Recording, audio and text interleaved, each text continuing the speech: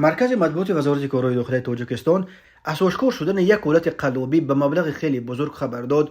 بنابراین خبر نشر شده در نتیجه گذراندن چاره‌بینی اپراتیوی جستجویی از جانب کارمندان میلیسیا، مرد 44 ساله ساکن نویه رودکی با گمان صادر نمودن کردار قلابی دستگیر کرده شده است. گمان بر شونده 26 ایول سال 2021 با راه فریب به باوری مرد 35 ساله ساکن نویه رودکی در آمده از او $100,000 امریکایی را به مهلت یک ماه گرفته تا حال مبلغش را برنگردانیده است، گفته می شود در خبر وزارت کارهای داخله.